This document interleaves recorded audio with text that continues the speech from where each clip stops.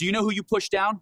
A man who watched his comrades die so you could walk through life the way you are now. If you want to be a man, start acting like one. Go ahead and apologize. Every Tuesday around 2:00 in the afternoon, Walter would quietly leave his small room at the veteran's home. He didn't drive anymore, and no one came to pick him up, but it never really bothered him. All he needed was his old wheelchair and his steady hands.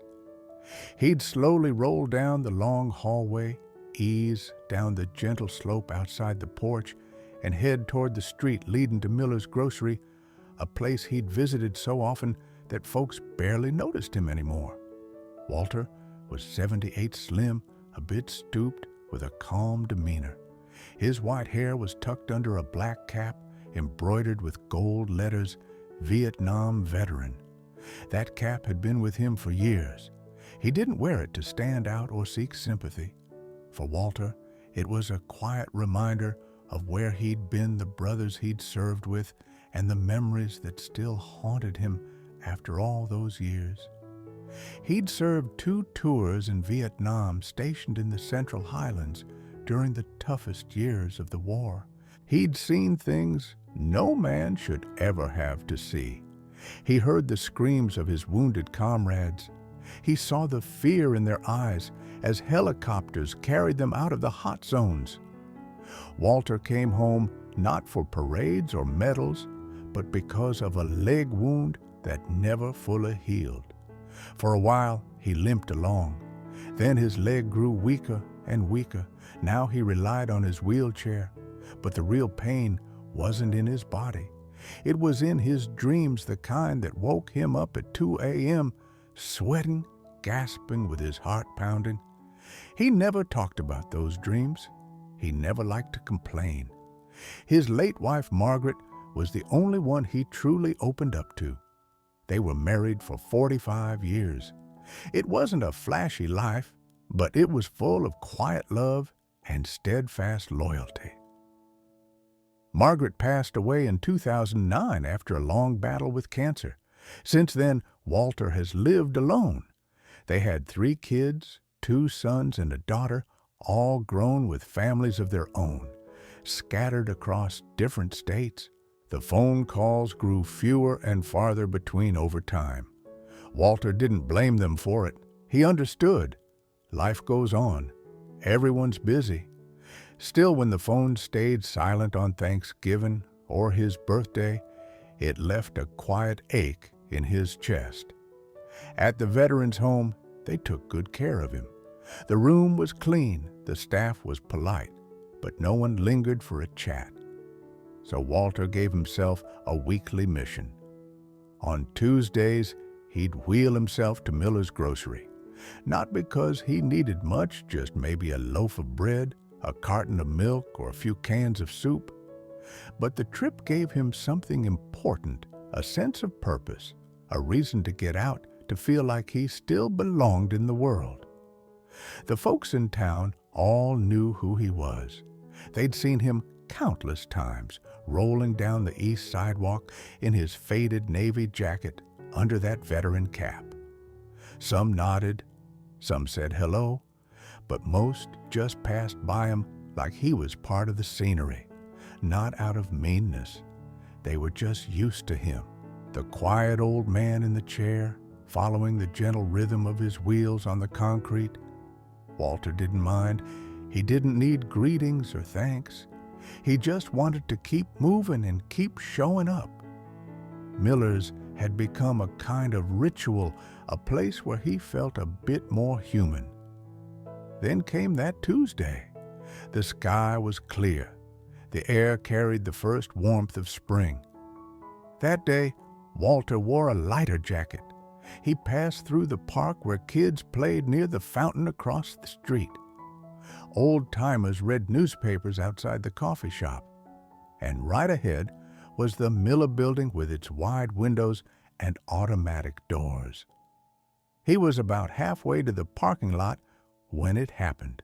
A gray SUV sped up too fast and stopped right behind him. The driver was a young man in his 20s, tall in a hoodie with headphones on, leaning out the window and glaring at Walter like he was in the way. Walter turned his head and waved lightly a silent apology, even though he hadn't done anything wrong. The young man shook his head and jerked the wheel, swerving around Walter aggressively. No words, no real confrontation, just tension hanging in the air. Walter sighed softly and kept going, trying not to dwell on it. But just a moment later, they crossed paths again, this time at the main entrance. Walter was pushing the door open when the young man rushed up from behind and bumped hard into his wheelchair. One of the armrests shook, and Walter nearly lost his balance. If he hadn't grabbed the handles quickly, he might have tipped over. He looked up, startled. The young man didn't apologize. Instead, he muttered something, maybe a curse, and walked past like Walter wasn't even there. No one in the parking lot seemed to notice. No one stepped in.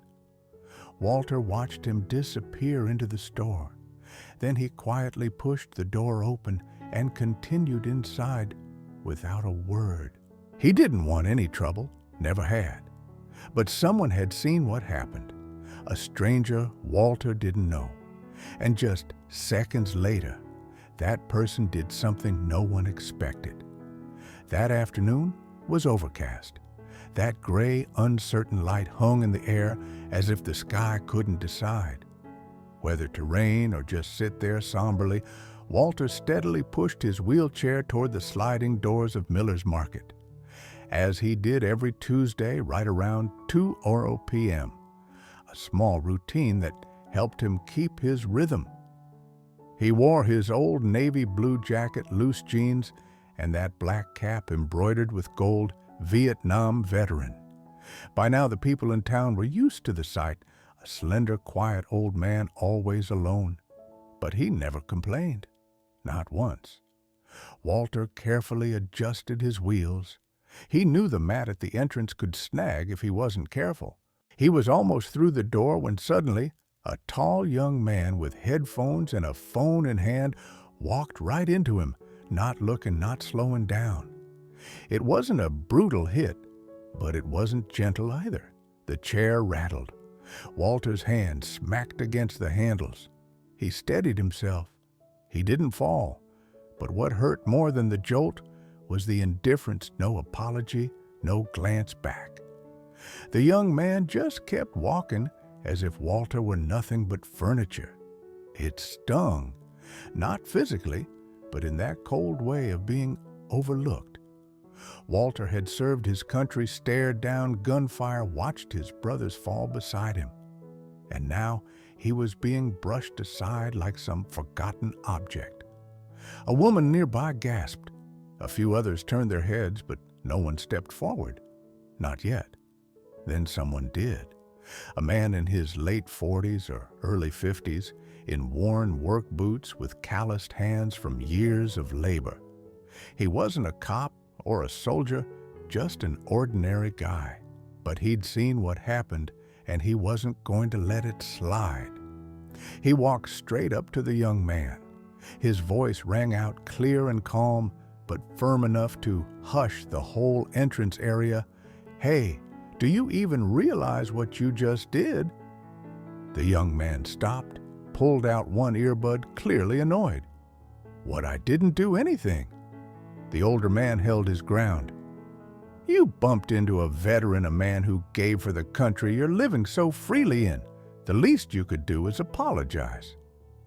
Silence fell over the area. Walter sat still, eyes down, hands gripping the handles. He wasn't used to being defended, not in a long time. The young man looked around. Now there were eyes on him, watching and waiting. He hesitated for a moment, a flicker of guilt crossing his face. "I didn't mean to," he mumbled, then turned back and took a few steps toward Walter. He paused awkwardly and said, "Excuse me, sir, I wasn't paying attention." Walter looked up. Those tired, lethargic eyes seemed to brighten a little. He nodded, saying nothing. He didn't need to. Sometimes just a simple acknowledgement, A little respect is enough to soothe the nameless wound. The man in boots nodded in quiet satisfaction. He turned and walked away. No applause, no thanks. He didn't need to. Doing the right thing was its own reward. Some people nearby began whispering to each other. An elderly woman shook her head and said, "Children these days, they have forgotten the meaning of sacrifice." A young father looked down at his son and said, "That is why we must remember. That's why we teach respect." Walter stayed there for a moment before rolling inside. His hands were still pounding, but his heart felt lighter. That Tuesday didn't end like any other Tuesday. That sometimes just a single act of a few honest words can bring the dignity to summon the world to God. The stranger stood firmly between a young man and Walter's wheelchair. His presence alone seemed to ease the uneasy atmosphere around them. He didn't yell. He didn't use harsh words. Instead, he spoke calmly, but with undeniable authority. "The man you just pushed," he said slowly, "he wears it. That hat is there for a reason. Do you know what that hat means?" The young man reluctantly pulled out one earbud, a smile appearing on his face. What, this guy? He sneered and glanced at Walter. "He's just old." The stranger was unfazed. He stared at the young man and said, "That old man watched his comrades die so that you could walk through life the way you're doing now. You think you're tough? Try crawling through muddy fields while bullets fly over your head." Around them, the parking lot fell silent. Even the sliding doors of the shop seemed to stop holding their breath. A soft whisper came from someone nearby. "It's Walter. He's in my dad's unit." The young man looked around, sensing the change in the atmosphere. The phone was pulled out quietly, eyes fixed on him. The weight of that moment grew heavier with each passing second. The stranger crouched down beside Walter's wheelchair. His voice rang out clear enough and loud enough for everyone to hear. "Sir, I'm sorry. You deserve better. Thank you for all you have sacrificed." Then he turned back to the young man, his tone becoming sharper with determination. "If you want to be a man, then start by acting like a man. You deserve better than that. Thank you for all you've sacrificed." Then, turning back to the young man, his tone sharpened with resolve. "If you want to be a man, start by acting like one. Go ahead and apologize." For the first time, the young man's bravado faded. His weary years seemed to ease just a bit with that. He didn't say much. A small smile was enough. The stranger gently rose and pushed Walter's wheelchair toward the entrance. As they moved, a few people began to clap softly and respectfully. Not a big ovation, but enough for Walter to know he was seen, respected, and honored. That day, Walter felt a sense of calm and dignity return, not just from the apology or the clapping. It was the simple, powerful recognition from a stranger who stood up for what was right. And for the young man, that moment was a lesson, a challenge to understand respect, sacrifice, and the true cost of freedom. That afternoon wasn't just a trip to the store. It became a reminder, a story quietly passed among witnesses about the meaning of honoring those who've given so much for our free lives.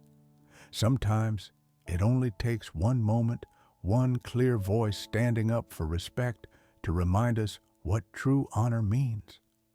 So next time you see someone in a wheelchair with a cap carrying stories of sacrifice, take a second stop look and say, "Thank you."